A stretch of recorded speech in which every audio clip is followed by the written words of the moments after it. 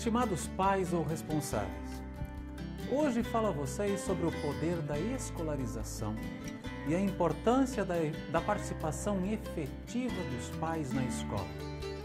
Um tripé é sustentado por 3 colunas, que sem qualquer uma delas, o objeto vai ao chão. Na educação, esse tripé pode ser representado pelo aluno, pela escola e pela família.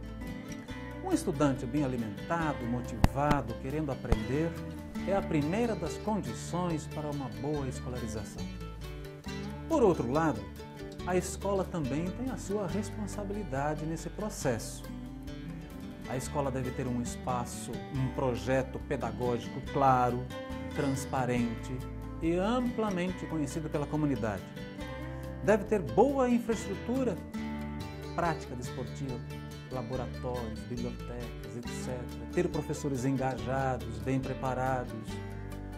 Outra coluna desse tripé é a família. Sem uma efetiva participação da família no processo de escolarização, o tripé não se sustenta. Quando um agricultor vai capinar uma roça de mandioca, a enxada é a ferramenta mais importante. Um borracheiro não vai conseguir tirar o pneu de um carro sem a ferramenta adequada. Nos dias atuais, só será possível a efetiva participação nas diferentes esferas da sociedade ao cidadão que tem conhecimento, que tem competência matemática, que lê e entende o que lê, que consegue escrever bem. Nos dias atuais, os conhecimentos da leitura, da escrita e da matemática são ferramentas importantíssimas para a vida social.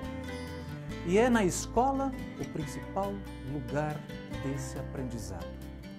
Segundo dados do Ministério da Justiça, em 2012, a cada 3 presidiários, 2 não tinham concluído o ensino fundamental. Cada 13 detentos, apenas 1 tinha o ensino médio completo. O conhecimento escolar é chave que abre muitas portas e naturalmente diminui a chance de o indivíduo trilhar caminhos escusos. Então, eis a pergunta que responderemos agora.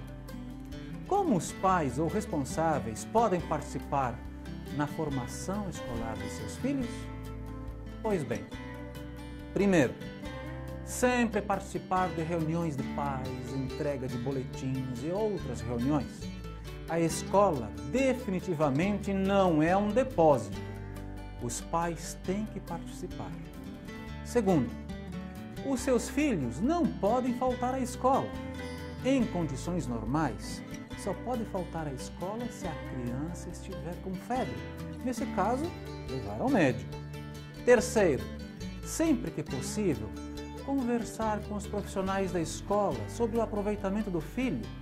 Quando algo não estiver a contento, informar-se sobre como pode proceder para melhorar.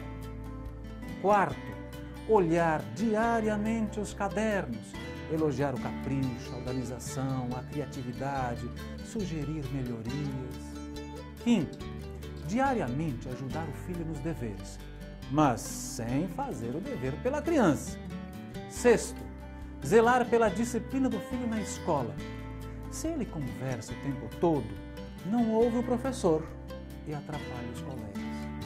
A liberdade que ele tem de falar vale até interferir no direito que o colega tem de escutar o professor.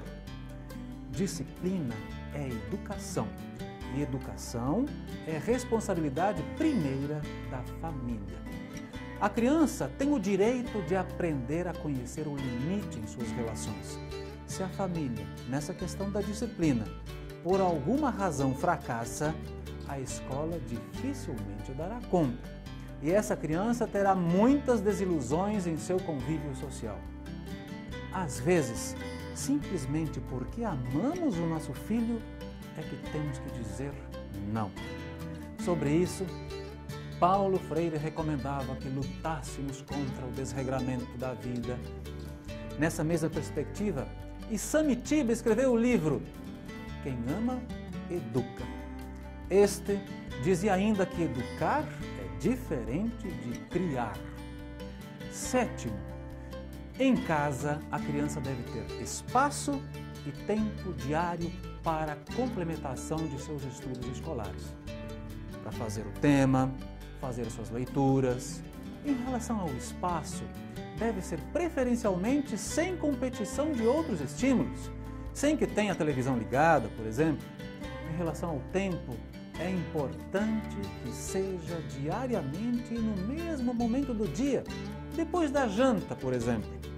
Isso favorecerá a constituição de uma rotina positiva. 8ª dica de hoje: permitir e estimular a permanente prática da leitura. Isso pode favorecer muito antes do filho saber ler. As pesquisas têm mostrado que ler para a criança desperta nela o desejo pelo aprendizado da escrita, desejo esse que potencializa o aprendizado. Só consegue entender o que lê aquele que lê diariamente. Quem lê diariamente aumenta o repertório vocabulário, raciocina com maior complexidade, pensa e fala melhor.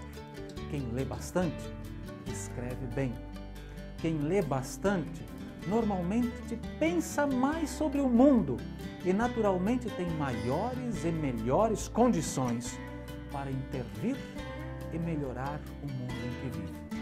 Às vezes, temos momentos em que conversamos com pessoas inteligentes e conhecedoras e percebemos o quanto aprendemos com aquela conversa, não é?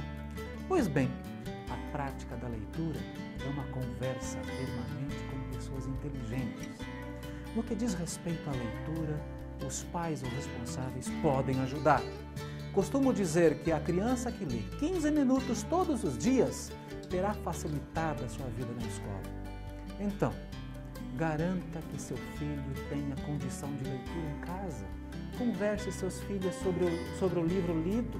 Sugira livros para leitura. Leia junto, leia para dormir, dê livros de presente. Quem ama seu filho faz todos os esforços para que ele leia o máximo possível.